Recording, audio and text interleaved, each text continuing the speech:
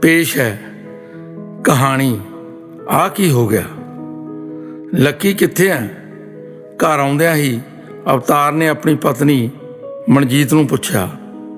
वो तो जी बाहर गली दे बच्चों नाल खेडण गया, बस आउंदा ही हो। मनजीत ने कुछ झिझकदियां कहा, मैं तैनूं किन्नी बार कहा लक्की नूं बाहर ना जाण दिया कर, गली दे सारे जवाक बिगड़े हुए ने, इनू भी बिगाड़ देणगे। तुसीं भी हद कर दिओ, हर रोज़ ही बच्चे नूं लै के कोई ना कोई टेंशन खड़ी रख दिओ। खेड लैण दिओ, बच्चों की इहो उम्र हुंदी है खेडण कुद्दण दी। तू नहीं समझेगी मैं इसनूं की बनाउणा चाहुंदा, तू ये गल्लां समझ ही नहीं सकदी। मैं सारी उम्र धक्के खाधे ने, मेरे बाप ने मैनूं बहुता पढ़ाया ही नहीं, मैं वकील दा मुंशी बन के रह गया, पर हुण मैं अपने पुत्त नूं बहुत वड्डा डॉक्टर बनावांगा। अवतार लक्की नूं देखण घर तो बाहर गया। वो अपने साथियों नाल गली विच इट्टां दीयां विकटां बना के क्रिकेट खेड रहा सी। अवतार ने कई आवाज़ां मारियां, पर लक्की खेड विच मस्त सी। जदों उसने अपने पापा नूं देखिया तां एकदम ठठंबर जिहा गया। अवतार पूरा गुस्से विच सी। उसने लक्की दी गल ते जोर दी थप्पड़ मारिया, उसनूं धूके घर लै आया। साਂਭ लै अपने लाडले नूं, आ पढ़ाइयां हुंदियां, सारा दिन डंगरां वांगू खेडदा रहू, हुण जाई खेडण, हड्डी पसली एक कर दूं।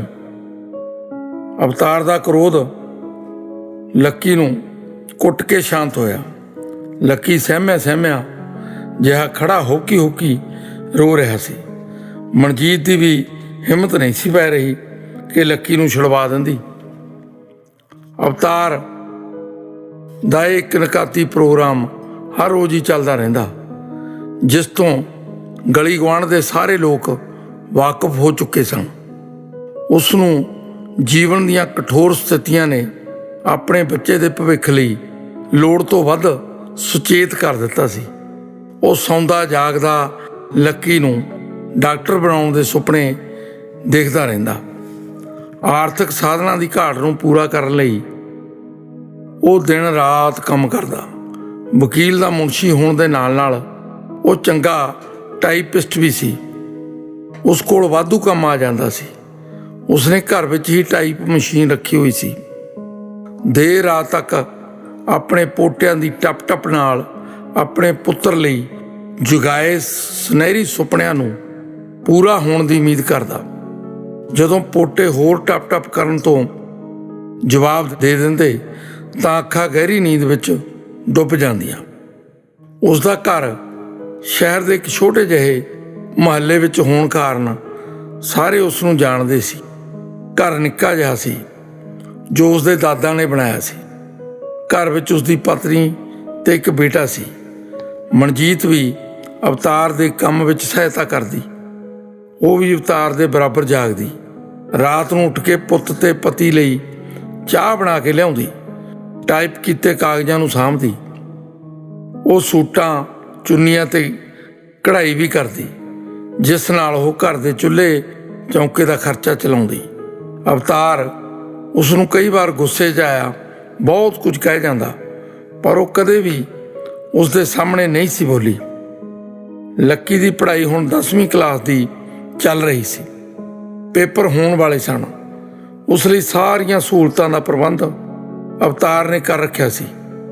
मेज कुर्सी टेबल लैंप किताबां कापियां आदि तो इलावा औखे विषयां लई ट्यूशन का प्रबंध भी कर लिया सी। वो आप भी पढ़ाई विच हुशियार सी। कदे कदे पढ़ाई करदा किवां महसूस करदा। उसका खेडण नूं बहुत दिल करदा, पर अपने पापा तो डरदा किताबां नाल ही जुड़िया रहिंदा। वो कई बार सोचदा कि उसके हाणी मुहल्ले विच क्रिकेट खेडदे ने, खुश हुंदे ने, पर मैं अपणियां किताबां नाल ही खेड रहा हाँ जो बेजान हन, बोल नहीं सकदियां मेरे वांग ही। पर अवतार नूं मच्छी दी अख वांग सिर्फ डॉक्टरी ही नज़र आउंदी सी। वो हर हालत विच अपने पुत्तर नूं डॉक्टर बनाउणा चाहुंदा सी। ਮਨਜੀਤ ਹਮੇਸ਼ਾ ਹੀ ਵਾਹਿਗੁਰੂ ਅੱਗੇ ਜੋਦੜੀ ਕਰਦੀ ਰਹਿੰਦੀ, ਇਹ ਸੱਚੇ ਪਾਤਸ਼ਾਹ ਮੇਰੇ ਬੇਟੇ ਨੂੰ ਢੇਰ ਸਾਰੀ ਵਿੱਦਿਆ ਦੇਈ, ਘਰ ਵਿੱਚ ਸੁੱਖ ਸ਼ਾਂਤੀ ਬਣਾਈ ਰੱਖੀ। ਮੁਹੱਲੇ ਵਿੱਚੋਂ ਸਿਰਫ ਇੱਕ ਸੀਤੋ ਹੀ ਸੀ ਜਿਸ ਕੋਲ ਉਹ ਆਪਣੇ ਦੁੱਖ ਸੁੱਖ ਸਾਂਝਾ ਕਰ ਲੈਂਦੀ ਸੀ। ਉਹ ਉਦੋਂ ਹੀ ਮਨਜੀਤ ਕੋਲ ਆਉਂਦੀ ਜਦੋਂ ਅਵਤਾਰ ਕੰਮ ਤੇ ਗਿਆ ਹੁੰਦਾ ਸੀ। ਸੀਤੋ ਦੀ ਉਮਰ ਮਨਜੀਤ ਦੀ ਸੱਸ ਦੇ ਬਰਾਬਰ ਦੀ ਸੀ। ਉਸ ਨੂੰ ਮਨਜੀਤ ਦਾ ਉਹ ਚਿਹਰਾ ਵੀ ਯਾਦ ਸੀ ਜਦੋਂ ਉਹ ਵਿਆਹੀ ਆਈ ਸੀ। ਕਈ ਵਾਰ ਪਿਛਲੀਆਂ ਗੱਲਾਂ ਯਾਦ ਕਰਕੇ ਉਹ ਕਹਿੰਦੀ, ਨਹੀਂ ਕੁੜੇ ਜੀਤ, ਤੂੰ ਤਾਂ ਆਪਣੇ ਪੁੱਤ ਖਾਤਰ ਆਪਦਾ ਖਾਣ ਪੀਣ ਹੀ ਭੁੱਲ ਗਈ। ਨਹੀਂ, ਤੇਰਾ ਕੁੰਦਨ ਵਰਗਾ ਸਰੀਰ ਜਮਾਂ ਹੀ ਸੁੱਕ ਕੇ ਤੀਲਾ ਹੋਇਆ ਪਿਆ। ਤੂੰ ਕੁਛ ਹੋਸ਼ ਕਰ ਤੇ ਨਾਲ ਆਹ ਅਵਤਾਰ ਨੂੰ ਦੇਖ ਲੈ, ਉਹੀ ਤਨ ਤੇ ਲੀੜੇ ਪਾਈ ਰੱਖੂ। ਨਾ ਖਾਣ ਦਾ ਫਿਕਰ ਹੈ ਨਾ ਸੌਣ ਦਾ। ਜੇ ਤੇਰੀ ਸੱਸ ਜਿਉਂਦੀ ਹੁੰਦੀ ਤਾਂ ਉਹਨੂੰ ਵੀ ਮੇਰੇ ਵਾਂਗੂ ਸੰਸਾ ਹੋਣਾ ਸੀ। ਬਸ ਬੇਬੇ, ਇੱਕ ਵਾਰ ਮੇਰਾ ਪੁੱਤ ਵੱਡਾ ਆਦਮੀ ਬਣ ਜੇ, ਫਿਰ ਸਾਰੇ ਚਾਅ ਪੂਰੇ ਕਰੂੰਗੀ। ਇੰਨਾ ਫਿਕਰ ਨਹੀਂ ਕਰੀਦਾ, ਜੋ ਉੱਪਰ ਵਾਲੇ ਨੂੰ ਮਨਜ਼ੂਰ ਹੈ ਉਹੀ ਹੋ। ਤੂੰ ਇੰਨਾ ਝੋਰਾ ਨਾ ਕਰ ਤੇ ਅਵਤਾਰ ਨੂੰ ਵੀ ਸਮਝਾਇਆ ਕਰ। ਮਨਜੀਤ ਚੁੱਪ ਕਰਕੇ ਸੀਤੋ ਦੀਆਂ ਗੱਲਾਂ ਸੁਣ ਕੇ ਹੂੰ ਕਰਦੀ। ਉਸਦੇ ਦਿਲ ਅੰਦਰ ਵੀ ਬਹੁਤ ਚਾਅ ਸੀ, ਜਿਨ੍ਹਾਂ ਦਾ ਪ੍ਰਗਟਾਵਾ ਉਹ ਸੀਤੋ ਅੱਗੇ ਵੀ ਨਹੀਂ ਸੀ ਕਰ ਸਕਦੀ। ਆਪਣੀ ਜ਼ਿੰਦਗੀ ਦੀ ਤੋਰ ਅਵਤਾਰ ਦੀ ਪੈੜ 'ਚ ਪੈੜ ਧਰ ਕੇ ਤੁਰ ਰਹੀ ਸੀ। ਕਈ ਵਾਰ ਉਸਦਾ ਜੀ ਕਰਦਾ ਕਿ ਉਹ ਆਪਣੇ ਪੇਕੇ ਜਾ ਆਵਾਂ, ਪਰ ਅਵਤਾਰ ਤੋਂ ਡਰਦੀ ਚੁੱਪ ਹੀ ਰਹਿੰਦੀ। ਅਵਤਾਰ ਆਪਣੀਆਂ ਰਿਸ਼ਤੇਦਾਰੀਆਂ ਵਿੱਚ ਵੀ ਘੱਟ ਹੀ ਜਾਂਦਾ। ਜੇ ਘਰ ਵਿੱਚ ਕੋਈ ਰਿਸ਼ਤੇਦਾਰ ਮਿਲਣ ਆ ਜਾਂਦਾ ਤਾਂ ਉਸ ਨਾਲ ਸਿੱਧੇ ਮੱਥੇ ਗੱਲ ਹੀ ਨਾ ਕਰਦਾ। ਮਨਜੀਤ ਨੂੰ ਪਾਸੇ ਕਰਕੇ ਕਹਿੰਦਾ, ਇਹ ਹੁਣ ਕਦੋਂ ਜਾਣਗੇ? ਵਿਹਲੇ ਹੀ ਨੇ, ਜਦੋਂ ਦੇਖੋ ਮੂੰਹ ਚੁੱਕ ਕੇ ਤੁਰ ਪੈਂਦੇ ਨੇ। ਇਹਨਾਂ ਨੂੰ ਪਤਾ ਨਹੀਂ ਮੇਰਾ ਪੁੱਤ 10ਵੀਂ ਦੇ ਪੇਪਰਾਂ ਦੀ ਤਿਆਰੀ ਕਰਦਾ। ਤੁਸੀਂ ਹੌਲੀ ਬੋਲੋ ਜੀ, ਕੋਈ ਗੱਲ ਨਹੀਂ, ਚਲੋ ਚਲੇ ਜਾਣਗੇ। ਹੁਣ ਘਰੋਂ ਆਏ ਮਹਿਮਾਨਾਂ ਨੂੰ ਕੱਢਣਾ? ਤੁਸੀਂ ਤਾਂ ਬਸ ਇੱਕ ਗੱਲ ਦੇ ਮਗਰੀ ਪੈ ਜਾਂਦੇ ਹੋ। ਮਨਜੀਤ ਕੁਝ ਸੈਨਤਾ ਨਾਲ ਤੇ ਕੁਝ ਦੱਸ ਕੇ ਅਵਤਾਰ ਨੂੰ ਸਮਝਾਉਣ ਦਾ ਯਤਨ ਕਰਦੀ। ਰਿਸ਼ਤੇਦਾਰਾਂ ਨੂੰ ਉਹਨਾਂ ਦੀ ਕੁਸਰ ਮੁਸਰ ਦੀ ਭਿਣਕ ਪੈ ਜਾਂਦੀ। ਉਹ ਜਲਦੀ ਹੀ ਜਾਣ ਦੀ ਕਾਹਲੀ ਕਰਦੇ, ਪਰ ਮਨ ਵਿੱਚ ਸੋਚਦੇ, ਭਲਾ ਕਿਹੋ ਜਿਹਾ ਸਮਾਂ ਆ ਗਿਆ। ਕਿਸ ਕੋਲ ਮਿਲਣ ਦਾ ਸਮਾਂ, ਮਸਾਂ ਟਾਈਮ ਕੱਢ ਕੇ ਮਿਲਣ ਆਈਦਾ। ਅੱਗੋਂ ਇਹ ਸਿਆਣਦੇ ਨਹੀਂ, ਚਲੋ ਸਾਨੂੰ ਕੀ। ਲੱਕੀ ਦੇ ਪੇਪਰ ਹੋ ਚੁੱਕੇ ਸਨ, ਨਤੀਜੇ ਦੀ ਉਡੀਕ ਹੋ ਰਹੀ ਸੀ। 11ਵੀਂ ਦੀ ਪੜ੍ਹਾਈ ਲਈ ਟਿਊਸ਼ਨਾਂ ਰੱਖ ਦਿੱਤੀਆਂ ਸਨ। ਉਹ ਫਿਰ ਤੋਂ ਨਵੀਆਂ ਕਿਤਾਬਾਂ ਨਾਲ ਜੁੜ ਰਿਹਾ ਸੀ। ਗਲੀ ਗੁਆਂਢ ਦੇ ਹੋਰ ਬੱਚੇ ਛੁੱਟੀਆਂ ਦਾ ਆਨੰਦ ਲੈ ਰਹੇ ਸਨ। ਲੱਕੀ ਦੇ ਅੰਦਰ ਬਹੁਤ ਤਮੰਨਾ ਹੁੰਦੀ ਕਿ ਉਹ ਆਪਣੇ ਸਾਥੀਆਂ ਨਾਲ ਗਲੀ ਵਿੱਚ ਖੇਡੇ। ਕਈ ਵਾਰ ਉਸਦਾ ਬਹੁਤ ਜੀ ਕਰਦਾ ਆਪਣੇ ਨਾਨਕੇ ਹੀ ਜਾਵਾਂ, ਪਰ ਅਵਤਾਰ ਦੀ ਨਸੀਹਤ ਵਾਰ-ਵਾਰ ਉਸਦੇ ਜ਼ਿਹਨ 'ਚ ਘੁੰਮਦੀ ਰਹਿੰਦੀ। ਬੇਟਾ, ਹੁਣ ਸਮਾਂ ਖਰਾਬ ਨਹੀਂ ਕਰਨਾ, ਗਲੀ 'ਚ ਕਿਸੇ ਵੀ ਬੱਚੇ ਨਾਲ ਖੇਡਣਾ ਨਹੀਂ, ਟੀਵੀ ਨਹੀਂ ਦੇਖਣਾ, ਵੱਧ ਤੋਂ ਵੱਧ ਮਿਹਨਤ ਕਰਕੇ ਆਪਾਂ ਡਾਕਟਰ ਬਣਨਾ ਹੈ। ਸਵੇਰ ਤੋਂ ਹੀ ਅਵਤਾਰ ਅਖਬਾਰ ਦੀ ਉਡੀਕ ਕਰ ਰਿਹਾ ਸੀ। 10ਵੀਂ ਦਾ ਨਤੀਜਾ ਆਉਣ ਵਾਲਾ ਸੀ। ਹੁਸ਼ਿਆਰ ਬੱਚਿਆਂ ਦੇ ਮਾਪਿਆਂ ਨੂੰ ਕੁਝ ਵੱਧ ਹੀ ਉਡੀਕ ਸੀ, ਪਰ ਬਹੁਤਿਆਂ ਨੂੰ ਪਤਾ ਹੀ ਨਹੀਂ ਸੀ ਕਿ ਅੱਜ ਕੋਈ ਨਤੀਜਾ ਵਗੈਰਾ ਆਉਣਾ ਹੈ। ਥੋੜ੍ਹੇ ਸਮੇਂ ਬਾਅਦ ਹੀ ਅਖਬਾਰ ਆ ਗਿਆ। ਅਵਤਾਰ ਬਹੁਤ ਤੇਜ਼ੀ ਨਾਲ ਵਰ ਕੇ ਪਲਟ ਰਿਹਾ ਸੀ। ਰੋਲ ਨੰਬਰ ਉਸਦੇ ਜ਼ੁਬਾਨੀ ਯਾਦ ਸੀ, ਪਰ ਉਸਦੀ ਖੁਸ਼ੀ ਦੀ ਕੋਈ ਹੱਦ ਹੀ ਨਾ ਰਹੀ ਜਦੋਂ ਉਸਨੇ ਦੇਖਿਆ ਕਿ ਲੱਕੀ ਬੋਰਡ ਵਿੱਚੋਂ ਦੂਜੇ ਨੰਬਰ 'ਤੇ ਆਇਆ ਹੈ ਤੇ ਉਸਦੀ ਫੋਟੋ ਵੀ ਨਾਲ ਹੀ ਛਪੀ ਹੈ। ਘਰ ਵਿੱਚ ਖੁਸ਼ੀ ਦੀ ਲਹਿਰ ਦੌੜ ਗਈ ਸੀ। ਅਵਤਾਰ ਤੇ ਮਨਜੀਤ ਦੀਆਂ ਅੱਖਾਂ ਖੁਸ਼ੀ ਵਿੱਚ ਸਿੱਲੀਆਂ ਹੋ ਰਹੀਆਂ ਸਨ। ਗਲੀ ਗੁਆਂਢ ਵਿੱਚ ਲੱਡੂ ਵੰਡੇ ਗਏ। ਸਾਰੇ ਕਹਿ ਰਹੇ ਸਨ ਕਿ ਅਵਤਾਰ ਦੀ ਮਿਹਨਤ ਰੰਗ ਲਿਆਈ ਹੈ। 11ਵੀਂ ਤੋਂ ਬਾਅਦ 12ਵੀਂ ਦੀ ਪੜ੍ਹਾਈ ਸ਼ੁਰੂ ਹੋ ਗਈ। ਟਿਊਸ਼ਨਾਂ ਰਖਵਾ ਦਿੱਤੀਆਂ ਗਈਆਂ। ਹਰ ਰੋਜ਼ ਸਵੇਰੇ 3 ਵਜੇ ਲੱਕੀ ਨੂੰ ਉਠਾ ਦਿੱਤਾ ਜਾਂਦਾ। ਨਾਲ ਹੀ ਉਹਨੂੰ ਖਾਸ ਤੌਰ 'ਤੇ ਤਾਕੀਦ ਕੀਤੀ ਜਾਂਦੀ, ਬੇਟਾ ਲੱਕੀ, ਹੁਣ ਤੇਰੀ ਪੜ੍ਹਾਈ ਦਾ ਇਹ ਦੂਸਰਾ ਪੜਾਅ ਹੈ।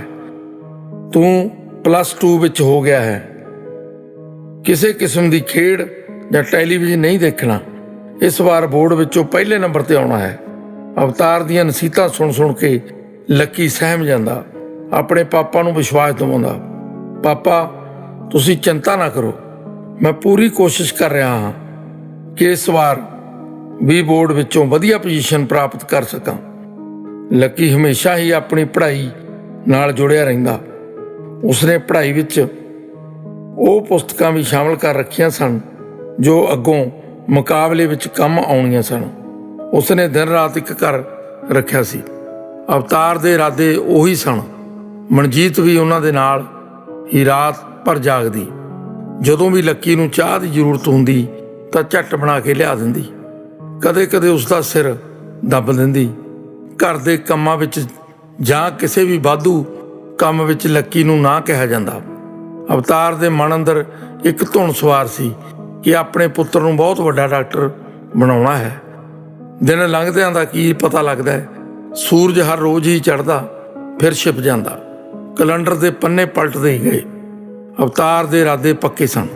12ਵੀਂ ਦੇ ਪੇਪਰ ਨੇੜੇ ਆ ਰਹੇ ਸਨ। ਇੱਕ ਦਿਨ ਰਾਤ ਦੇ 12 ਵੱਜ ਰਹੇ ਸਨ। ਲੱਕੀ ਮੇਜ਼ 'ਤੇ ਕਿਤਾਬਾਂ ਰੱਖੀ ਪੜ੍ਹ ਰਿਹਾ ਸੀ। ਪੜ੍ਹਦੇ ਪੜ੍ਹਦੇ ਅਚਾਨਕ ਹੀ ਉਸਦੀਆਂ ਅੱਖਾਂ ਸਾਹਮਣੇ ਹਨੇਰਾ ਆ ਗਿਆ। ਉਸਨੇ ਆਪਣੀਆਂ ਅੱਖਾਂ ਨੂੰ 1-2 ਵਾਰ ਮਲਿਆ ਪਰ ਧੁੰਦਲਾਪਣ ਅਜੇ ਵੀ ਦਿਖਾਈ ਦੇ ਰਿਹਾ ਸੀ। ਉਸਨੇ ਅੱਖਾਂ 'ਤੇ ਪਾਣੀ ਦੇ ਛਿੱਟੇ ਵੀ ਮਾਰੇ ਪਰ ਕੋਈ ਅਸਰ ਨਾ ਹੋਇਆ।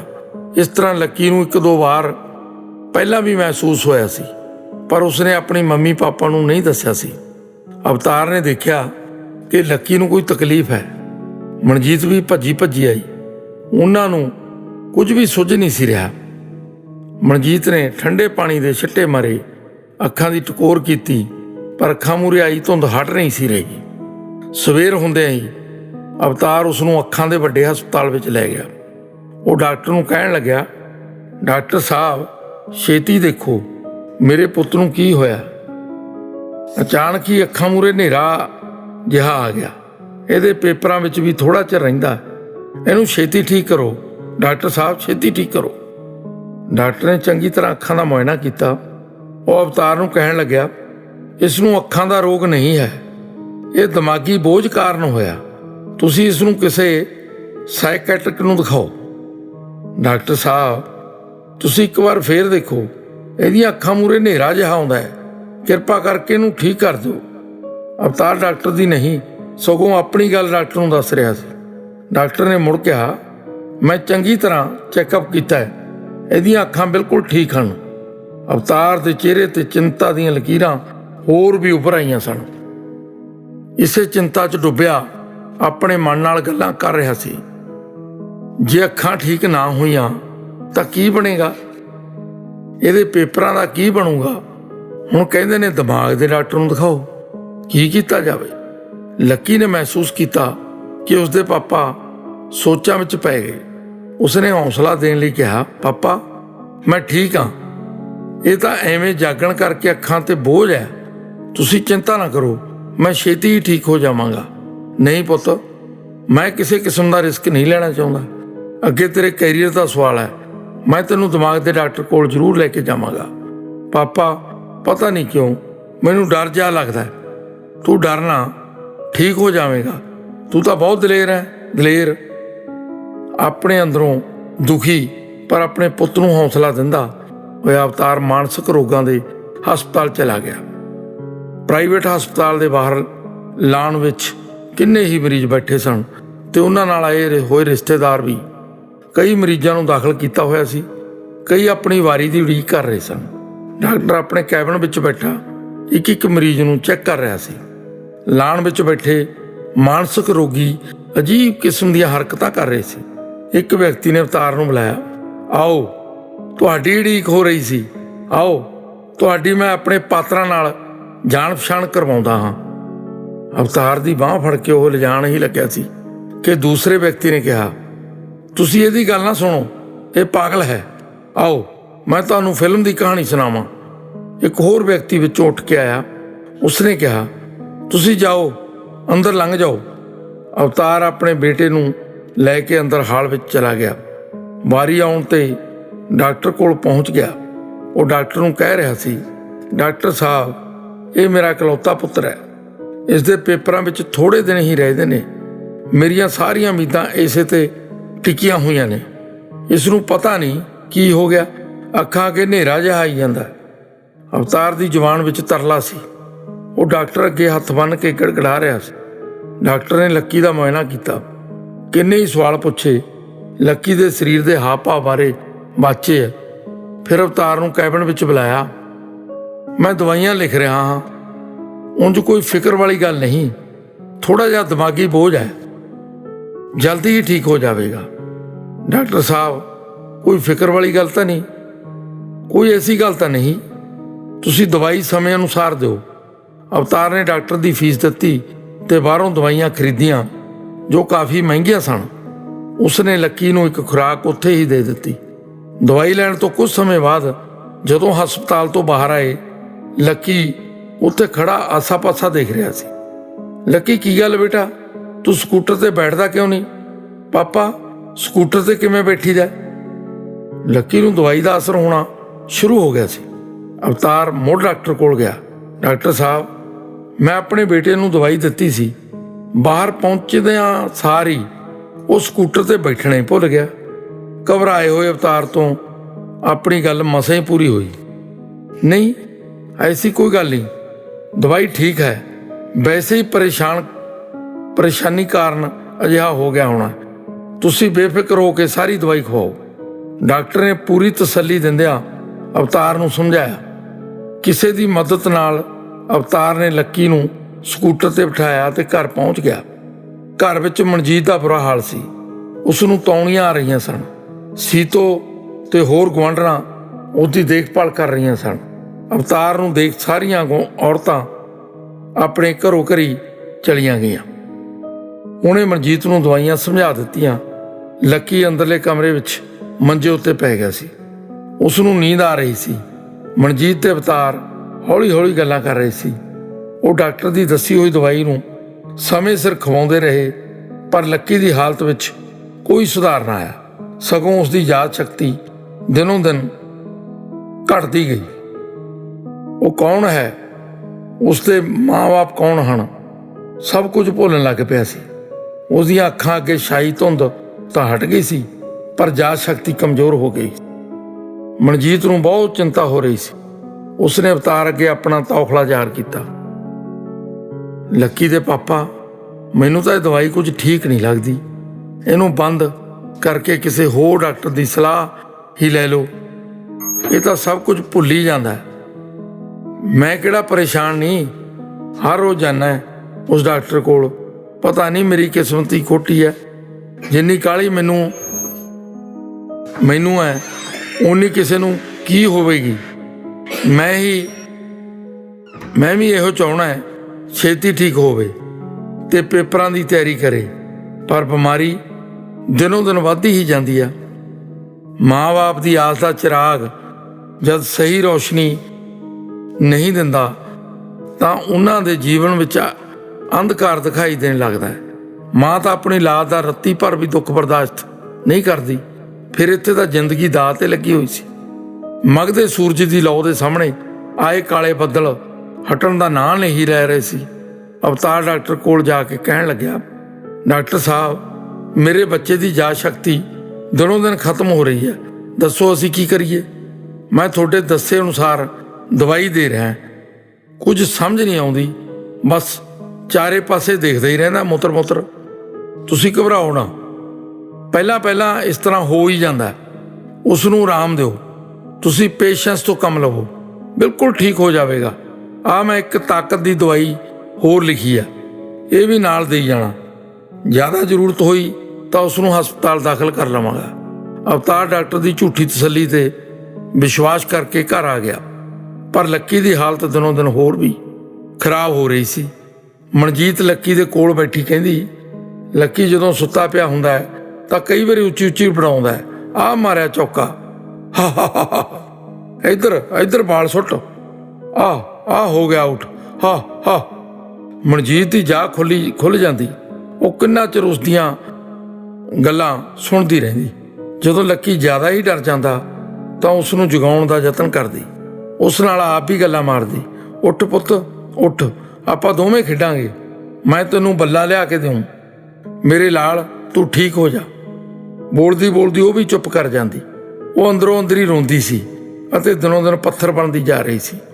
ਉਸ ਤੋਂ ਆਪਣੇ ਬੱਚੇ ਦਾ ਦੁੱਖ ਝੱਲਿਆ ਨਹੀਂ ਸੀ ਜਾ ਰਿਹਾ। ਇਮਤਿਹਾਨਾਂ ਵਿੱਚ ਸਿਰਫ ਇੱਕ ਦਿਨ ਹੀ ਰਹਿ ਗਿਆ ਸੀ, ਪਰ ਲੱਕੀ ਕਿਸੇ ਹੋਰ ਇਮਤਿਹਾਨ ਵਿੱਚੋਂ ਗੁਜ਼ਰਿਆ ਸੀ। ਲੱਕੀ ਦੇ ਜਮਾਤੀ ਕਈ ਵਾਰ ਉਸ ਦਾ ਪਤਾ ਲੈਣ ਆਏ। ਉਹ ਵੀ ਚਾਹੁੰਦੇ ਸਨ ਕਿ ਲੱਕੀ ਇਮਤਿਹਾਨਾਂ ਵਿੱਚ ਬੈਠੇ, ਪਰ ਬਿਮਾਰੀ ਦਾ ਕੀ ਪਤਾ ਕਿਸ ਪਾਸੇ ਮੋੜ ਕੱਟ ਜਾਵੇ। ਅਵਤਾਰ ਨੇ ਸਾਰੀ ਦਵਾਈ ਕਿਸੇ ਸੰਤ ਵੱਲੋਂ ਦਿੱਤੇ ਪ੍ਰਸ਼ਾਦ ਦੀ ਤਰ੍ਹਾਂ ਖਵਾਈ, ਪਰ ਲੱਕੀ ਦੀ ਹਾਲਤ ਉਵੇਂ ਦੀ ਉਵੇਂ ਹੀ ਰਹੀ। ਉਸਨੇ ਲੱਕੀ ਨੂੰ ਇੱਕ ਵਾਰ ਫਿਰ ਉਸੇ ਹਸਪਤਾਲ ਲਿਆਂਦਾ। ਸਿੱਧਾ ਡਾਕਟਰ ਦੇ ਕੈਬਿਨ ਵਿੱਚ ਪਹੁੰਚ ਕੇ ਕਹਿਣ ਲੱਗਿਆ, ਆਹ ਦੇਖ ਡਾਕਟਰ, ਤੂੰ ਕੀ ਹਾਲਤ ਕਰਤੀ ਮੇਰੇ ਬੱਚੇ ਦੀ। ਤੂੰ ਕਿਹੋ ਜਿਹਾ ਡਾਕਟਰ ਹੈ? ਕੀ ਇਹੋ ਜਿਹੀ ਹੁੰਦੀ ਹੈ ਡਾਕਟਰੀ? ਤੂੰ ਡਾਕਟਰ ਨਹੀਂ, ਕੁਝ ਹੋਰ ਹੈ। ਅਵਤਾਰ ਲੋਹਾ ਲਾਖਾ ਹੋਇਆ ਪਿਆ ਸੀ। ਦੱਸ ਮੇਰਾ ਕੀ ਕਸੂਰ ਹੈ? ਮੈਂ ਤੇਰੇ ਦੱਸੇ ਮੁਤਾਬਕ ਦਵਾਈ ਖਵਾਈ ਆ, ਮੇਰੇ ਬੱਚੇ ਦਾ ਭਵਿੱਖ ਤਬਾਹ ਕਰਕੇ ਰੱਖਤਾ। ਅੱਜ ਇਹਦੇ ਪੇਪਰ ਸ਼ੁਰੂ ਹੋ ਗਏ ਨੇ ਤੇ ਤੂੰ ਆਹ ਕੀ ਕਰਤਾ? ਤੁਸੀਂ ਮੇਰੀ ਗੱਲ ਤਾਂ ਸੁਣੋ, ਆਪਾਂ ਦਵਾਈ ਬਦਲ ਕੇ ਦੇਖਦੇ ਹਾਂ। ਤੁਹਾਡੇ ਤੋਂ ਕੋਈ ਅਣਗਹਿਲੀ ਹੋ ਗਈ ਲੱਗਦੀ ਆ ਦਵਾਈ ਵਗੈਰਾ ਲੈਣ 'ਚ। ਅਵਤਾਰ ਦੀਆਂ ਅੱਖਾਂ ਵਿੱਚ ਖੂਨ ਉਤਰਿਆ ਹੋਇਆ ਸੀ, ਅੱਖਾਂ ਲਾਲ ਸੁਰਖ ਸਨ। ਉਸਨੇ ਕੋਈ ਗੱਲ ਨਹੀਂ ਸੁਣੀ। ਗੁੱਸੇ ਵਿੱਚ ਉਸਦਾ ਸਰੀਰ ਕੰਬ ਰਿਹਾ ਸੀ। ਉਸਨੇ ਡਾਕਟਰ ਦੇ ਗਿਰੇਬਾਨ ਵਿੱਚ ਹੱਥ ਪਾਇਆ ਸੀ। ਦੂਸਰੇ ਕੰਪਾਊਂਡਰਾਂ ਨੇ ਉਸ ਨੂੰ ਫੜ ਕੇ ਪਰਾਂ ਕੀਤਾ। ਅਵਤਾਰ ਆਪਣੇ ਹੱਥ ਪੈਰ ਮਾਰ ਰਿਹਾ ਸੀ। ਇਸੇ ਹੱਥੋਂ ਪਾਈ ਵਿੱਚ ਉਸਨੇ ਕੈਬਨ ਦੇ ਸ਼ੀਸ਼ੇ ਤੋੜ ਸੁੱਟੇ। ਗੁੱਸੇ ਵਿੱਚ ਬੋਲੀ ਜਾ ਰਿਹਾ ਸੀ, ਤੈਨੂੰ ਕਿਹਨੇ ਡਾਕਟਰ ਬਣਾਇਆ? ਤੂੰ ਮੇਰੇ ਬੱਚੇ ਦੀ ਜ਼ਿੰਦਗੀ ਖਰਾਬ ਕਰਤੀ। ਮੈਂ ਹੀ ਬੇਵਕੂਫ ਸੀ, ਤੇਰੇ ਭਰੋਸੇ ਸਾਰੀ ਦਵਾਈ ਖਵਾ ਬੈਠਾ। ਪਤਾ ਨਹੀਂ ਮੇਰੀ ਅਕਲ ਤੇ ਕਿਉਂ ਪਰਦਾ ਪੈ ਗਿਆ। ਓਏ ਬਾਈ ਜੇ ਬੇੜਾ ਤੁਹਾਡਾ ਇਹੋ ਜਿਹੇ ਡਾਕਟਰਾਂ ਦਾ। ਹਸਪਤਾਲ ਵਿੱਚ ਹੰਗਾਮਾ ਖੜਾ ਹੋ ਗਿਆ ਸੀ। ਬਾਹਰ ਬੈਠੇ ਮਰੀਜ਼ ਤੇ ਉਹਨਾਂ ਦੇ ਨਾਲ ਆਏ ਲੋਕਾਂ ਨੇ ਸਾਰਾ ਕੁਝ ਦੇਖ ਰਹੇ ਸੀ। ਅਵਤਾਰ ਦੇ ਹੱਥ ਵਿੱਚ ਜੋ ਵੀ ਆ ਰਿਹਾ ਸੀ ਉਹ ਡਾਕਟਰ ਦੇ ਕੈਬਨ ਵੱਲ ਮਾਰੀ ਜਾ ਰਿਹਾ ਸੀ। ਕੰਪਾਊਂਡਰ ਉਸ ਨੂੰ ਰੋਕਣ ਦਾ ਯਤਨ ਕਰ ਰਹੇ ਸੀ। ਡਾਕਟਰ ਆਪਣੇ ਕੈਬਨ ਵਿੱਚ ਖੜਾ ਆਪਣੇ ਹੱਥਾਂ ਦੀਆਂ ਮੁੱਠੀਆਂ ਮੀਚ ਕਦੇ ਖੋਲ੍ਹ ਰਿਹਾ ਸੀ, ਕਦੇ ਬੰਦ ਕਰ ਰਿਹਾ ਸੀ। ਉਸ ਨੂੰ ਇਸ ਗੱਲ ਦਾ ਡਰ ਸੀ ਕਿ ਸ਼ਹਿਰ ਵਿੱਚ ਅਖਬਾਰਾਂ ਵਿੱਚ ਉਸ ਦੀ ਬਦਨਾਮੀ ਹੋਵੇਗੀ। ਪੁਲਿਸ ਨੂੰ ਵੀ ਉਹ ਬੁਲਾ ਨਹੀਂ ਸੀ ਸਕਦਾ। ਚੌਕੀਦਾਰ ਨੂੰ ਕਹਿ ਕੇ ਅਵਤਾਰ ਨੂੰ ਹਸਪਤਾਲ ਵਿੱਚੋਂ ਬਾਹਰ ਕੱਢ ਦਿੱਤਾ ਗਿਆ। ਲੱਕੀ ਡੌਰ ਭੌਰ ਜਿਹਾ ਹੋਇਆ ਸਭ ਕੁਝ ਦੇਖ ਰਿਹਾ ਸੀ। ਉਸ ਨੂੰ ਕੁਝ ਵੀ ਸਮਝ ਨਹੀਂ ਸੀ ਆ ਰਿਹਾ। ਕੀ ਗੱਲ ਹੈ? ਅਵਤਾਰ ਦੀ ਹਾਲਤ ਕਾਫੀ ਤਰਸਯੋਗ ਸੀ। ਉਹ ਆਪਣੇ ਮਨ ਦੀ ਭੜਾਸ ਕੱਢ ਰਿਹਾ ਸੀ। ਕੁਝ ਸਮੇਂ ਪਿੱਛੋਂ ਵਾਪਸ ਘਰ ਆ ਗਿਆ। ਗਲੀ ਵਿੱਚ ਮੁਹੱਲੇ ਵਿੱਚ ਪਤਾ ਲੱਗ ਗਿਆ ਅਵਤਾਰ ਡਾਕਟਰ ਦੀ ਦੁਕਾਨ ਤੇ ਝਗੜਾ ਕਰਕੇ ਆਇਆ ਹੈ। ਸੀਤੋ ਨੂੰ ਜਦ ਪਤਾ ਲੱਗਿਆ ਉਹ ਭੱਜੀ ਆਈ। ਕੁੜੇ ਮਨਜੀਤ, ਮੈਂ ਸੁਣਿਆ ਅਵਤਾਰ ਨੇ ਡਾਕਟਰ ਨਾਲ ਝਗੜਾ ਕੀਤਾ। ਬੇਬੇ ਮੈਨੂੰ ਕੀ ਪਤਾ, ਮੈਨੂੰ ਤਾਂ ਕੁਝ ਪਤਾ ਹੀ ਨਹੀਂ ਲੱਗਦਾ ਕੀ ਹੋ ਰਿਹਾ। ਗੁਆਂਢ ਦੇ ਸਿਆਣੇ ਵਿਅਕਤੀ ਅਵਤਾਰ ਕੋਲ ਆਏ। ਸਭ ਆਪਣੀ ਆਪਣੀ ਹਮਦਰਦੀ ਪ੍ਰਗਟ ਕਰ ਰਹੇ ਸੀ। ਕੋਲ ਖੜੇ ਮਾਸਟਰ ਤਰਸੇਮ ਨੇ ਅਵਤਾਰ ਨੂੰ ਸਲਾਹ ਦਿੱਤੀ, ਅਵਤਾਰ ਸਿਆਂ, ਜੇ ਬੁਰਾ ਨਾ ਮੰਨੇ ਤਾਂ ਇੱਕ ਗੱਲ ਕਹਾਂ। ਹਾਂ ਦੱਸੋ ਮਾਸਟਰ ਜੀ, ਕੀ ਗੱਲ ਹੈ? ਤੁਸੀਂ ਕਾਕੇ ਨੂੰ ਕਿਸੇ ਨਿਊਰੋਲੋਜੀ ਹਸਪਤਾਲ ਵਿੱਚ ਦਿਖਾਓ। ਮੈਨੂੰ ਉਮੀਦ ਹੈ ਇਹ ਜ਼ਰੂਰੀ ਠੀਕ ਹੋ ਜਾਵੇਗਾ। ਅਵਤਾਰ ਨੂੰ ਲੱਗ ਰਿਹਾ ਸੀ ਇਹ ਇਕੱਲਾ ਹੀ ਰਹਿ ਗਿਆ ਹੈ। ਉਹ ਤਾਂ ਅੱਖਾਂ ਵਿੱਚ ਹੀ ਸਿਰ ਸੁੱਟੀ ਪਤਾ ਹੀ ਨਹੀਂ ਕਿਹੜੀ ਦੁਨੀਆ ਵਿੱਚ ਪਹੁੰਚਿਆ ਹੋਇਆ ਸੀ ਕਿ ਅਚਾਨਕ ਉਸ ਨੂੰ ਇਹ ਸਲਾਹ ਡੁੱਬਦੇ ਨੂੰ ਤਿਨਕੇ ਵਾਂਗ ਜਾਪੀ। ਉਹ ਤਰਸੇਮ ਵੱਲ ਗੌਰ ਨਾਲ ਦੇਖਣ ਲੱਗਿਆ। ਕੀ ਸੱਚਮੁੱਚ ਮੇਰਾ ਪੁੱਤ ਉੱਥੇ ਪਹੁੰਚ ਕੇ ਠੀਕ ਹੋ ਜਾਵੇਗਾ? ਕੀ ਉਸਦੀ ਯਾਦ ਸ਼ਕਤੀ ਫਿਰ ਵਾਪਸ ਆ ਸਕੇਗੀ? ਹਾਂ, ਉਮੀਦ ਨਹੀਂ ਛੱਡਣੀ ਚਾਹੀਦੀ। ਕੋਸ਼ਿਸ਼ ਕਰਨ ਵਿੱਚ ਕੀ ਹਰਜ ਹੈ? ਸਾਡੇ ਰਿਸ਼ਤੇਦਾਰੀ ਵਿੱਚ ਵੀ ਅਜਿਹਾ ਕੇਸ ਸੀ, ਉੱਥੇ ਜਾ ਕੇ ਠੀਕ ਹੋ ਗਿਆ ਸੀ। ਅਵਤਾਰ ਨੇ ਮਨਜੀਤ ਆਪਣੇ ਲੱਕੀ ਨੂੰ ਲੈ ਕੇ ਸਵੇਰੇ ਹੀ ਦਿੱਲੀ ਰਵਾਨਾ ਹੋ ਗਏ। ਉੱਥੇ ਪਹੁੰਚ ਡਾਕਟਰਾਂ ਨੇ ਸਾਰੇ ਟੈਸਟ ਕੀਤੇ। ਕਾਫੀ ਮੁਸ਼ਕਲਾਂ ਤੋਂ ਬਾਅਦ ਜੀਵੀ ਪੰਤ ਹਸਪਤਾਲ ਵਿੱਚ ਬੈੱਡ ਮਿਲ ਗਿਆ। ਡਾਕਟਰਾਂ ਦੀ ਪੂਰੀ ਟੀਮ ਲੱਕੀ ਦਾ ਚੈੱਕਅਪ ਕਰਨ ਆਉਂਦੀ। ਬੱਚੇ ਦਾ ਕੇਸ ਹੋਣ ਕਰਕੇ ਡਾਕਟਰਾਂ ਨੂੰ ਕੁਝ ਵਧੇਰੇ ਹੀ ਹਮਦਰਦੀ ਹੋ ਗਈ ਸੀ। ਡਾਕਟਰ ਗੁਰਬਖਸ਼, ਜੋ ਡਾਕਟਰ ਪੁਰੀ ਦੀ ਨਿਗਰਾਨ ਹੇਠ ਖੋਜ ਕਾਰਜ ਕਰ ਰਿਹਾ ਸੀ, ਹਰ ਰੋਜ਼ ਹੀ 2-2 ਘੰਟੇ ਲੱਕੀ ਅਤੇ ਉਸਦੇ ਮੰਮੀ ਪਾਪਾ ਤੋਂ ਸਵਾਲ ਪੁੱਛਦਾ ਅਤੇ ਲੱਕੀ ਦੇ ਹਾਵ-ਭਾਵ ਵਾਚਦਾ। ਕਈ ਦਿਨਾਂ ਬਾਅਦ ਦਵਾਈ ਸ਼ੁਰੂ ਕੀਤੀ ਗਈ। ਡਾਕਟਰ ਅਵਤਾਰ ਤੇ ਮਨਜੀਤ ਨੂੰ ਕੁਝ ਹਦਾਇਤਾਂ ਵੀ ਦੇ ਕੇ ਜਾਂਦੇ। ਡਾਕਟਰ ਗੁਰਬਖਸ਼ ਕਹਿ ਰਿਹਾ ਸੀ, ਤੁਸੀਂ ਆਪਣੇ ਬੱਚੇ ਦੀ ਹਰ ਹਰਕਤ ਨੂੰ ਨੋਟ ਕਰਨਾ ਹੈ। ਇਹ ਸੌਣ ਸਮੇਂ ਜੋ ਕੁਝ ਵੀ ਬੋਲਦਾ ਹੈ ਉਸ ਨੂੰ ਯਾਦ ਰੱਖਣਾ ਹੈ। ਇਸ ਦੇ ਬਚਪਨ ਦੀਆਂ ਯਾਦਾਂ ਜੋ ਵੀ ਤੁਹਾਡੇ ਯਾਦ ਹਨ ਇਸ ਨਾਲ ਹੌਲੀ ਹੌਲੀ ਸਾਂਝੀਆਂ ਕਰੋ। ਜੇ ਕੋਈ ਪ੍ਰੋਬਲਮ ਹੋਵੇ ਤਾਂ ਨਰਸ ਨੂੰ ਫੌਰਨ ਦੱਸਣਾ। ਡਾਕਟਰ ਆਪਣੇ ਵੱਲੋਂ ਪੂਰੀ ਵਾਹ ਲਾ ਰਹੇ ਸਨ।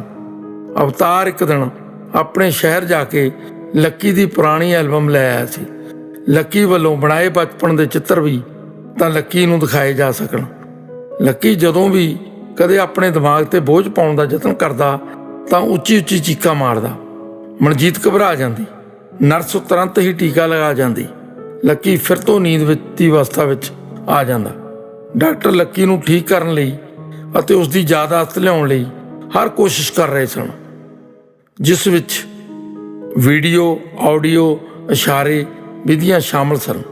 ਕਈ ਮਹੀਨਿਆਂ ਦੀ ਜਦੋਜਹਿਦ ਮਗਰੋਂ ਲੱਕੀ ਆਪਣੇ ਬਚਪਨ ਦੀਆਂ ਗੱਲਾਂ ਯਾਦ ਕਰਨ ਲੱਗਿਆ। ਉਹ ਆਪਣੇ ਪਾਪਾ ਦੇ ਸਾਹਮਣੇ ਦਹਿਲ ਜਾਂਦਾ, ਉੱਚੀ ਉੱਚੀ ਰੋਣ ਲੱਗਦਾ, ਪਰ ਕੁਝ ਸਮੇਂ ਬਾਅਦ ਚੁੱਪ ਹੋ ਜਾਂਦਾ। ਜਦੋਂ ਵੀ ਸ਼ਾਮ ਨੂੰ ਡਾਕਟਰਾਂ ਦੀ ਟੀਮ ਆਉਂਦੀ ਤਾਂ ਅਵਤਾਰ ਸਾਰੀ ਰਿਪੋਰਟ ਦਿੰਦਾ ਤੇ ਨਾਲ ਹੀ ਪੁੱਛਦਾ, ਡਾਕਟਰ ਸਾਹਿਬ ਮੇਰਾ ਲੱਕੀ ਠੀਕ ਹੋ ਜਾਵੇਗਾ? ਡਾਕਟਰ ਸਾਹਿਬ ਮੈਂ ਤਾਂ ਆਪਣੇ ਬੇਟੇ ਨੂੰ ਡਾਕਟਰ ਬਣਾਉਣਾ ਸੀ, ਤੁਸੀਂ ਭਰੋਸਾ ਰੱਖੋ, ਅਸੀਂ ਕੋਸ਼ਿਸ਼ ਕਰ ਰਹੇ ਹਾਂ। ਇਸ ਦੀ ਹਾਲਤ ਵਿੱਚ ਸੁਧਾਰ ਆ ਰਿਹਾ ਹੈ, ਸਾਨੂੰ ਉਮੀਦ ਹੈ ਇਹ ਠੀਕ ਹੋ ਜਾਵੇਗਾ। ਹੌਲੀ ਹੌਲੀ ਲੱਕੀ ਦੀ ਯਾਦ ਸ਼ਕਤੀ ਵਾਪਸ ਪਰਤਣ ਲੱਗੀ। ਲਗਾਤਾਰ ਡਾਕਟਰਾਂ ਦੀ ਕੋਸ਼ਿਸ਼ ਨਾਲ ਲੱਕੀ ਆਪਣੀ ਮੰਮੀ, ਪਾਪਾ ਅਤੇ ਆਪਣੇ ਸਾਥੀਆਂ ਨੂੰ ਯਾਦ ਕਰਨ ਲੱਗ ਪਿਆ। ਉਹਦੀ ਗੱਲਬਾਤ ਵਿੱਚ ਓਪਰਾਪਣ ਸੀ, ਪਰ ਕੁਦਰਤ ਨੂੰ ਕੁਝ ਹੋਰ ਮਨਜ਼ੂਰ ਸੀ। ਲੱਕੀ ਜਦ ਤੁਰਦਾ ਤਾਂ ਕੁਝ ਸਮੇਂ ਬਾਅਦ ਉਸਦਾ ਸੱਜਾ ਮੋਢਾ ਤੇ ਸੱਜੀ ਲੱਤ ਨੂੰ ਇੱਕ ਅਜੀਬ ਕਿਸਮ ਦਾ ਝਟਕਾ ਮਹਿਸੂਸ ਹੁੰਦਾ ਤਾਂ ਉਹਦਾ ਸਾਰਾ ਸਰੀਰ ਕੰਬ ਜਾਂਦਾ। ਅਵਤਾਰ ਉਸ ਨੂੰ ਵੇਖ ਤਾਂ ਲੈਂਦਾ ਪਰ ਆਪਣੀਆਂ ਅੱਖਾਂ ਨਹੀਂ ਮਿਲਾ ਸਕਦਾ ਸੀ। ਨੀਵੀਂ ਪਾ ਲੈਂਦਾ। ਲੱਕੀ ਆਪਣੇ ਪਾਪਾ ਨੂੰ ਬੁਲਾਉਣ ਦੀ ਕੋਸ਼ਿਸ਼ ਕਰਦਾ, ਪਰ ਅਵਤਾਰ ਆਪਣੇ ਅੰਦਰੋਂ ਲੱਕੀ ਦੇ ਸਾਹਮਣਾ ਕਰਨੋਂ ਝਿਜਕਦਾ। ਉਸ ਨੂੰ ਬਹੁਤ ਵੱਡਾ ਝਟਕਾ ਲੱਗਦਾ ਜਦੋਂ ਲੱਕੀ ਕਹਿੰਦਾ, ਪਾਪਾ ਤੁਸੀਂ ਮੇਰੀ ਜ਼ਿੰਦਗੀ ਖਰਾਬ ਕਰ ਦਿੱਤੀ। ਪਲ ਪਲ ਹੰਝੂ ਅਵਤਾਰ ਦੀਆਂ ਅੱਖਾਂ 'ਚੋਂ ਵਹਿ ਤੁਰਦੇ। ਮਨਜੀਤ ਦਾ ਦੁੱਖ ਵੀ ਕੋਈ ਘੱਟ ਨਹੀਂ ਸੀ। ਉਹ ਜਦ ਵੀ ਲੱਕੀ ਵੱਲ ਦੇਖਦੀ ਤਾਂ ਉਸ ਅੰਦਰ ਵੀ ਅਜੀਬ ਕਿਸਮ ਦੀ ਝਰਨਾਹਟ ਪੈਦਾ ਹੁੰਦੀ। ਉਸ ਦੀਆਂ ਅੱਖਾਂ ਰੋ ਰੋ ਥੱਕ ਗਈਆਂ ਸਨ। ਲੱਗਦਾ ਸੀ ਜਿਵੇਂ ਉਸ ਦੀਆਂ ਅੱਖਾਂ 'ਚ ਹੰਝੂ ਸੁੱਕ ਗਏ ਹੋਣ। ਉਹ ਅਵਤਾਰ ਨੂੰ ਇੰਨਾ ਹੀ ਕਹਿੰਦੀ, ਦੇਖ ਲਿਆ ਲੱਕੀ ਦੇ ਪਾਪਾ, ਆਪਣਾ ਲੱਕੀ ਬਹੁਤ ਵੱਡਾ ਡਾਕਟਰ ਬਣ ਗਿਆ, ਦੇਖ ਲਿਆ। ਅਵਤਾਰ ਨੂੰ ਇਹ ਸੁਣ ਕੇ ਇੱਕ ਹੋਰ ਝਟਕਾ ਮਹਿਸੂਸ ਹੁੰਦਾ। ਆਪਣਾ ਸਿਰ ਕਦੇ ਸੱਜੇ ਕਦੇ ਖੱਬੇ ਪਾਸੇ ਹਿਲਾਉਂਦਾ ਹੋਇਆ ਉਹ ਡੂੰਘੀ ਸੋਚ ਡੁੱਬਿਆ ਰਹਿੰਦਾ। ਕਹਿੰਦਾ, ਆਹ ਕੀ ਹੋ ਗਿਆ, ਆਹ ਕੀ ਹੋ ਗਿਆ, ਮੇਰਾ ਡਾਢਿਆ, ਆਹ ਕੀ ਹੋ ਗਿਆ। ਧੰਨਵਾਦ, ਸ਼ੁਕਰੀਆ।